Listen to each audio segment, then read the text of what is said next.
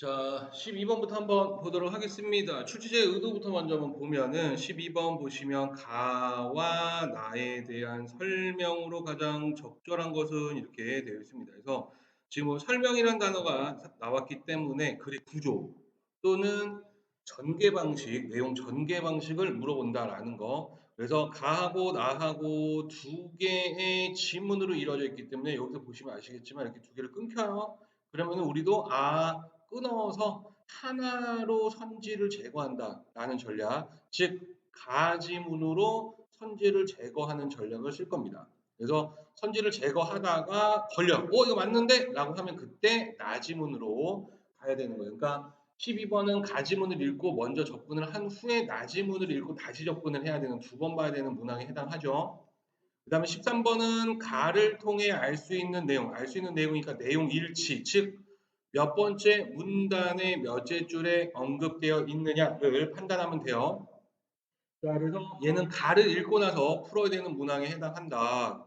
14번 남세균에 대한 이해로 적절하지 않은 것은, 자, 남세균이 두 번째 가의 두 번째 문단의 두째 줄에 언급이 되어 있어요. 그러니까 얘가 지금 가의 이 문단의 두째 줄에 언급이 되어 있다. 이걸 빨리 우리가 확인을 해봐야 돼요. 그렇죠? 그래서 여기 있구나. 그렇죠? 그러면은 남세균의 설명은 이 이후부터 쭉 설명을 할 거야.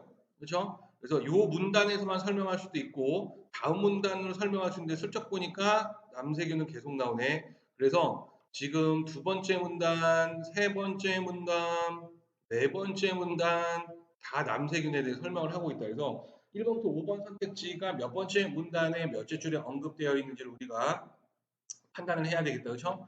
자, 그다음에 15번 문항 의도를 보니까 가와 나와 보기를 읽고 추론할 수 있는 내용으로 가장 적절한 것은 헐, 추론이라는 단어가 나왔습니다. 별표 치고 버려야 되는 문항이죠, 우리. 그치? 얘는 답이 안 나올 가능성이 굉장히 높아요. 여러분들 무시하는 것이 아니라 출제자가 굉장히 복잡하게, 그죠? 문제를 신경 써서 냈기 때문에 얘는 맨 마지막에 문제를 풀어야 한다. 안 풀어도 상관없다라는 거예요. 여기다가 시간 투자하지 마시라는 거죠. 16번. 자, 나를 읽은 학생이 있습니다. 이거는 나를 읽고 나서 풀어야 되는 문항에 해당을 하네요. 자, 보기에 대해 보인 바는 있겠습니다. 그래서 보기에 지금 점이 두 개가 있고요. 요 점 보기와 관련돼서 첫 번째 점, 두 번째 점을 읽어보면 1번부터 5번 선택지가 얘하고 연결될 거예요. A강 주변, B호순이면 두 개로 나눠지지. A강, A강, A강 세 개 묶이고 B호수, B호수 두 개 묶입니다. 즉 1번, 2번, 3번은 첫 번째 점을 하고 연결이 되고 얘가 몇 번째 문단에 나의 몇 번째 문단에 있느냐 이런 것들을 우리가 판단을 해야 되겠죠. 자, 얘는 풀 수 있는 문항에 해당을 해요. 자, 마지막 17번 문항 보시니까 나를 바탕으로 라고 이야기해서 나. 자, 그리고 보기를 이해한 것으로 가장 적절한 것은 이라고 이야기했습니다. 그래서 얘도 나를 읽어야 되는데 그래프가 등장을 했습니다. 그렇죠? 그래프. 자, 그래프 문항도 답이 나오지 않으면 버리고 가야 되는 문항에 해당을 해요. 자, 물론 얘는 3점짜리가 아니기 때문에 문제가 풀릴 가능성이 굉장히 높아 보이긴 합니다. 그리고 설명도 별로 없고 그래프도 굉장히 단순하기 때문에 얘는 풀릴 가능성이 높지만 우리는 일반화 시켜서 그래프가 보이면 무조건 버리고 간다. 오케이? 그래서 나중에 시간 남았을 때 풀어야 한다라는 겁니다. 자, 그럼 이제 출제자의 의도를 봤어요. 가지문하고 나지문하고 나눴고, 그래서 가지문을 읽고 풀 수 있는 게 13번 문항과 14번 문항은 가지문으로 답이 나오고, 그 다음에 16번, 17번 문항은 나지문으로 답이 나오고, 12번과 15번은 가에서 나올지 나에서 나올지는 몰라요. 둘 다 가야 되는 거. 자, 그래서 순서를 우리가 문제를 읽어보고 출제자의 의도를 한번 파악을 해봤습니다. 그러면 지문의 내용으로 한번 가보도록 하겠습니다.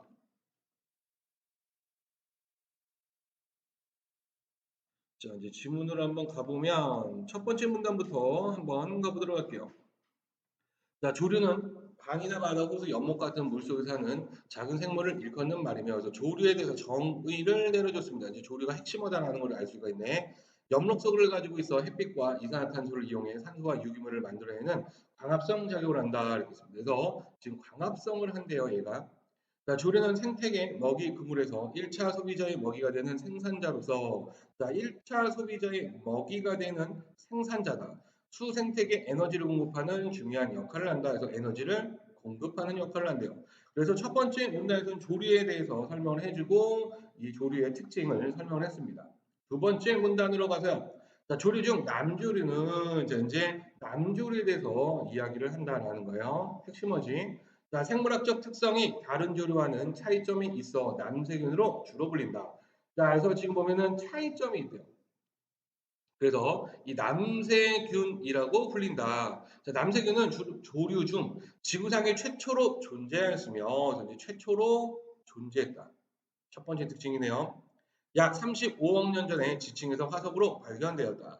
남색이는 지구에서 햇빛을 이용하여 물과 이산화탄소를 산소와 영양분으로 만든 광합성 생물로 산소가 거의 없던 과거 지구의 대기는 남색인으로 인해 산소의 농도가 증가하게 되었다. 그래서 이 남세균으로 산소의 농도가 증가했다라는 거죠. 남세균으로 인해 만들어진 산소는 지구 대기 중에서 태양에서 오는 자외선과 만나 오존을 형성하였고 오존이 형성이 됐고 이렇게 만들어진 오존은 20에서 25km 상공에서 오존층을 형성하였다. 그래서 오존층이 형성이 됐다는 거죠. 자, 오존이 자외선을 흡수하면 산소 원자를 방출하는데 산소 원자는 다른 산소 분자와 결합하면서 열을 방출한다. 즉 지구대기 상층부에 형성된 오존층은 지구에 존재하는 생명체에게 해로울 수 있는 자외선을 흡수하는 동시에 자, 해로울 수 있는 자외선을 흡수하고 뭐가요? 오존층이요. 그렇죠? 자, 동시에 지구 온도를 조절하는 기능을 한다라는 겁니다. 결국 남세균으로 인해 과거 지구 대기에 산소가 생겨나면서 산소가 필요한 호기성 생물이 탄생할 수 있었고, 그래서 호기성 생물이 탄생할 수 있었고, 오존층이 형성되어 지표면에 있는 자외선이 약해지면서 물속이 아닌 육지에서도 생명체가 살아가는 것이 가능하게 되었다. 그래서 육지에 생명체가 살아가는 게 가능하게 됐다라고 이야기했습니다. 자, 두 번째 문단은 꽤 길지만 정리를 해보면 반드시 한 문단을 읽고 나면 정리를 머릿속에 하고 가야 됩니다. 안 그러면 정보들 뒤죽박죽돼요. 조류 중에 남세균, 남조류에 대해서 이야기를 하는 거고 그래서 산소를 만들었고 산소가 오존을 형성했고 오존층이 형성됐고 결국에 이 오존층으로 육지의 생명체가 살 수 있었다. 이렇게 간단하게 정리가 되죠. 세 번째 문단, 남세균은 지구상에서 오래전부터 존재한 만큼 환경 변화에 뛰어난 적응력을 가지고 있다. 일부 남세균은 대기 중의 질소를 유기질소로 전환하여 저장하는 질소 고정 능력이 있어 양분이 되는 질소가 부족한 환경에서도 생존할 수 있다.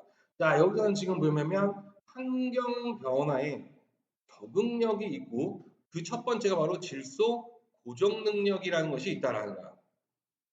자, 이 질소 고정 능력은 질소를 만드는 능력이다라는 거지.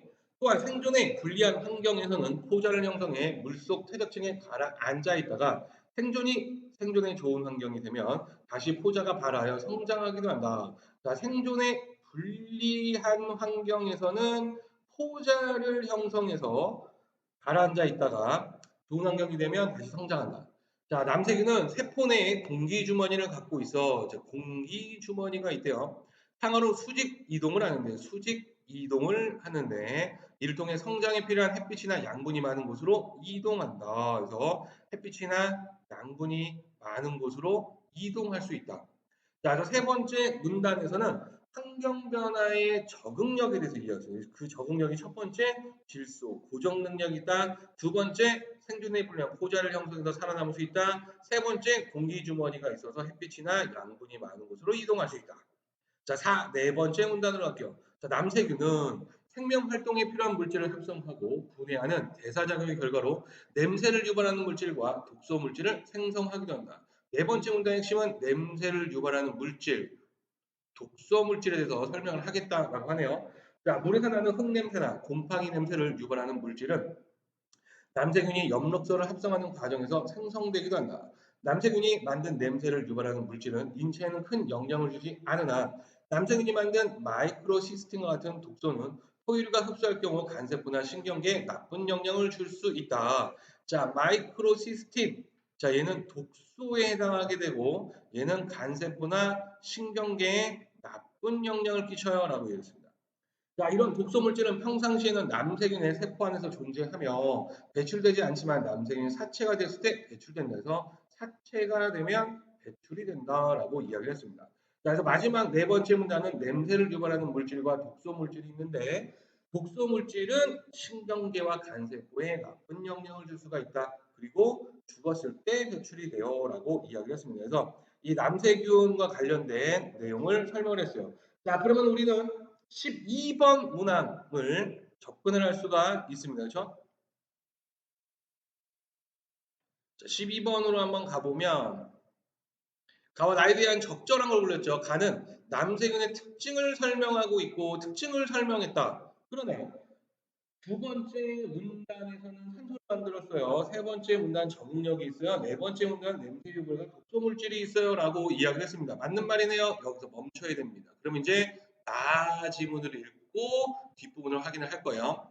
자, 그 다음에 이제 13번 문항은 우리가 가를 통해 풀어내야 되겠지. 자, 그래서 적절하지 않은 걸 골라라 라고 이야기했는데 정답은 5번인데 한번 보면 조류가 가진 온도 조절 기능으로 인해 지구에 산소가 발생하여 호기성 생물이 탄생할 수 있었다. 이렇습니다.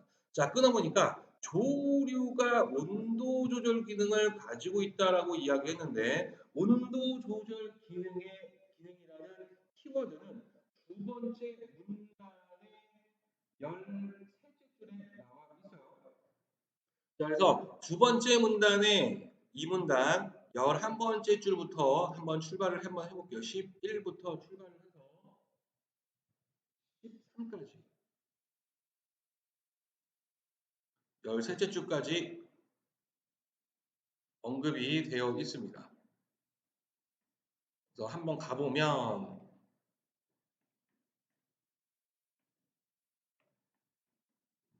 자, 뭐라고 이야기하냐면 자, 이 오존층은 지구에 존재하는 생명 해로울 수 있는 자연업사고 동시에 지구 온도를 조절하는 기능을 한다. 지구 온도를 조절하는 기능을 하는 건 오존층이었다라는 겁니다. 그렇죠? 자, 그렇기 때문에 13번 문항에 보면 온도 조절 기능은 조류가 가지고 있는 것이 아니다라는 것을 알 수가 있습니다. 그렇죠? 그렇기 때문에 5번이 틀린 말이다. 이렇게 볼 수가 있고요. 14번 문항도 가로 풀어낼 수가 있죠. 바로 자, 남생균에 대한 이해로 적절하지 않은 게 무엇이냐라고 되어 있는데 정답은 3번. 자, 한번 볼게요. 남세균은 생존이 불리한 환경에서 포자를 형성하여 스스로 양분을 만들 수 있다 이렇게 했는데 자, 지금 보면은 얘가 가의 세 번째 문단에 가의 세 번째 문단으로 한번 가볼게요. 세 번째 문단의 넷째 줄과 다섯째 줄 다섯째 줄에서는 생존의 불리한 환경에서 포자를 형성한다라고 되어 있어요. 그리고 스스로 양분을 만들 수 있다라고 이야기한 거는 세 번째 문단에 둘째 줄과 셋째 줄에서 그죠? 둘째 줄부터 넷째 줄까지 그렇게 되어 있습니다. 즉 지문의 내용을 한번 가보면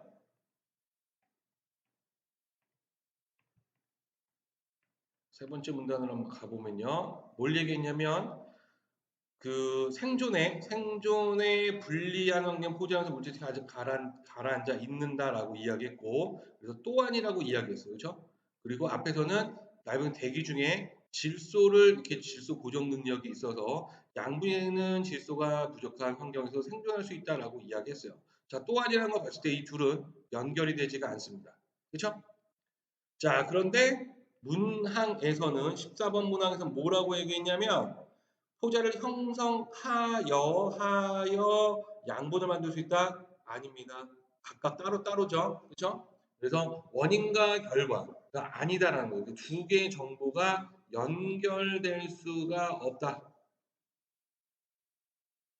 그렇기 때문에 3번은 틀린 말이 된다라는 거죠. 두 개를 언급을 했지만 연결이 되지 않는다라는 거. 자, 그렇게 해서 가로 풀 수 있는 문항들을 한번 우리가 봤어요. 자, 이제 지문을 읽고 나머지 문항들을 접근을 하러 가보도록 합시다. 자, 나지문. 자, 녹조 현상은, 자, 여기서 이제 녹조 현상이 핵심어네요. 그죠? 녹조 현상. 자, 강이나 호수에 남세균이 과도하게 발생하여, 자, 이제 남세균이 과도하게 발생을 하는 건 남세균하고 연결이 되네요. 그죠? 발생하여 물의 색깔이 짙은 녹색으로 변하는 현상이다. 그래서 이제 그 녹색으로 색깔이 변한대요. 담수 조류 중 옅은 녹색을 띠는 녹조류와 구별하기 위해 녹조 현상이라고 일컫는다. 그래서 녹조류와 구별을 하려고 한다고요. 남세균의 발생에 영향을 미치는 요인에는 영양물질과 수온 및 일사량, 물의 흐름이 있다. 자, 그래서 지금 보면 남세균의 발생에 영향을 미치는 요인에 대해서 설명했어요. 요인 핵심어죠? 그래서 영양물질, 수온 및 일사량, 물의 흐름. 아, 그래 전개 방식이 보입니다. 앞으로 영양물질, 두 번째 수온 및 일사량, 세 번째 물의 흐름 각각을 설명할 것이라는 걸 우리가 예측해 볼 수가 있겠네요. 그렇죠? 자, 두 번째 문단으로 가보면, 자, 도심에서 나오는 하수, 각종 농축산 시설 등에서 배출하는 폐수, 비가 올 때 빗물과 함께 흘러내는 비료 등에는 질소나 인과 같은 여러 영양물질이 들어있다. 드디어 등장을 했네요. 자, 바로 하수, 폐수, 그 다음이 비료, 빗물과 함께 내려오는 비료 등에는 영양물질이 들어있다라는 거예요. 자, 이런 영양물질은 남세균의 증식에 필수적이며 얘네들은 필수적이고 남세균이 영양물질을 이용하여 대량으로 증식하게 되면 녹조 현상이 발생한다. 자, 그래서 두 번째 문단은 영양물질에 대해서 이야기했고요. 세 번째 문단. 그럼 뭘 얘기하겠어요? 수온 및 일사량에 대해서 이야기할 겁니다. 자, 수온에게는 남세균의 성장을 좌우하는 요인이고 햇빛은 남세균의 광합성을 위해 필수적 요소다. 자, 녹조 현상의 원인이 되는 남세균은 20에서 30도씨의 수온에서 가장 왕성하게 성장하며 햇빛을 많이 받을수록 잘 자란다. 자, 그래서 지금 수온에 대해서 20에서 30도 수온, 그 다음에 햇빛이 많을수록 잘 자란다. 자, 우리나라에서 일반적으로 수온이 높아지고 일사량이 증가하는 여름철에 남세균이 성장하기 좋은 환경이 만들어진다 해서 이제 우리나라는 여름철에 만들어져요. 그래서 수온과 햇빛에 대해 설명을 했습니다. 자, 네 번째 문단으로 가서 자, 그럼 이제 네 번째 문단은 여기서 말했을 때 뭘할까요? 물의 흐름하고 연결이 되겠네요. 그렇죠? 자, 또한 물의 흐름이 약하거나 정체되어 있으면 남세균이 더 많이 증식할 수 있다. 자, 그래서 이제 물의 흐름에 대해서 이야기를 하고 있고 이게 약하거나 정체되어 있으면 남세균이 더 많이 증식한대요.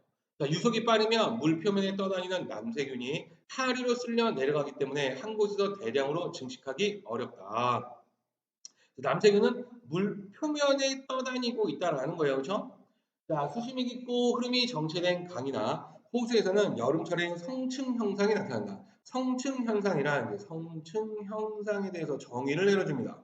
따뜻하고 밀도가 낮은 물이 위에 놓이고 차갑고 밀도가 높은 물이 아래 놓여 밀도 차이에 의해 수층이 분리되어 물이 수직으로 잘 이동하지 않는 현상을 말한다. 자, 따뜻하고 밀도가 낮은 물은 위로 올라가게 되고요. 그래서 이 밀도 차이에 의해서 수층이 분리가 되고 그래서 물이 이동하지 않는 현상을 이야기합니다. 수직으로.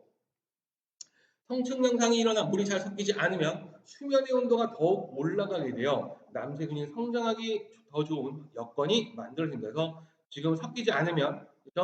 성층 현상이 일어나게 되면 수면의 온도가 더욱 올라가게 되고 성장하기 더 좋은 요건이 됩니다. 라고 이야기를 했습니다. 자, 이제 다섯 번째 문단으로 한번 가보면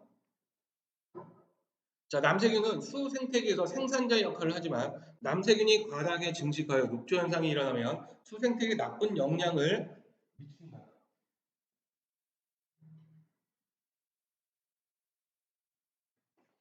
자, 그래서 지금 보면은 그 역할, 긍정적인 역할과 부정적인 역할을 설명했죠. 남세균이 과다하게 증식하면 물속으로 들어가는 햇빛을 차단하여 물속의 수생식물이 광합성을 하지 못하게 만든다. 자, 이로 인해 물속의 생물들이 산소 부족을 폐사하기도 하고 폐사한 생물들이 부패하면서 악취와 독소가 발생해 수생태가 점점 파괴된다. 그랬습니다.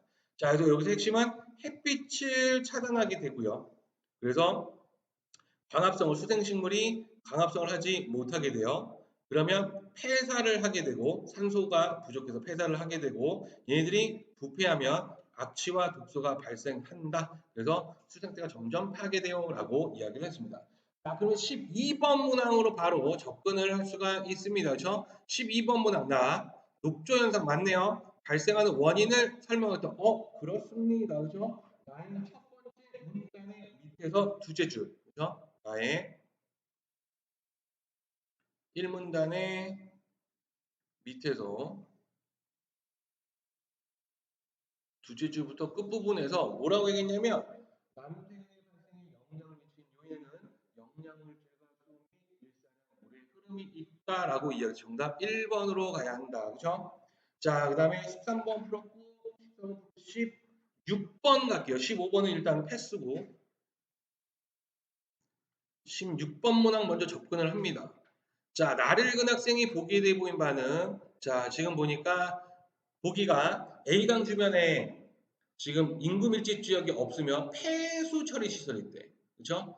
폐수 처리 이게 폐수 인가 아니라 미흡한 축산 시설이 있대요. 와, 그러면은 영양 물질이 어마어마하게 들어가겠구나라는 걸 우리가 알 수가 있겠네. 그렇죠? 그래서 얘는 나의 두 번째 문단에 영양 물질과 관련이 되어 있는 아이고 비호수 인근 과수농원이 많아 비가 오면 땅에 있는 비료 성분이 비호수로 유입된다. 그래서 비료가 또 가네요. 얘도 나의 두 번째 문단에 있는 영양물질하고 연결이 된다라는 겁니다. 그렇죠?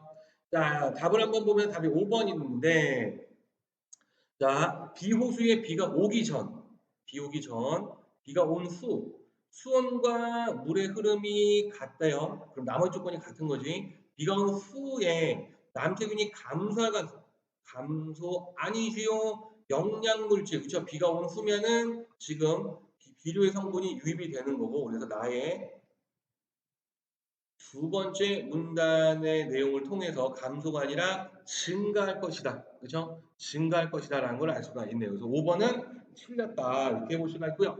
17번 문항 접근을 한번 해보도록 하겠습니다.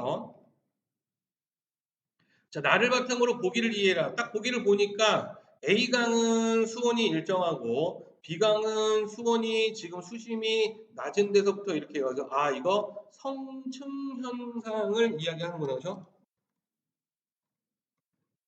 즉, 나 지문의 네 번째 문단에서의 그죠? 얘는 네 번째 문단에서 나오는 성층 형상 분리가 되었다라는 것을 알 수가 있겠네요. 그죠? 자, 이때 이제 적절한 게 무엇이냐라고 되어 있어요. 정답은 3번인데 보시면 B강은 A강보다 강물이 잘 섞이지 않아 남성이 성장하기 좋은 환경이 될 것이다. 너무 간단하지 않습니다. 나의 네 번째 문단의 다섯째 줄부터 일곱째 줄. 자, 그래서 한번 가보면은 나의 네 번째 문단의 다섯째 줄 보면 그 성취 형상은 이렇게 이동하지 않는 현상이고요. 그래서 마지막 밑에 둘째 줄에 성장하기 더 좋은 여건이 된다고 이야기를 하고 있습니다. 그래서 네 번째 문단의 다섯째 줄부터 일곱째 줄은 끝까지 가야 되겠네. 그렇죠? 끝까지 가는 게 맞아 보이네요. 7까지 말고 그냥 끝.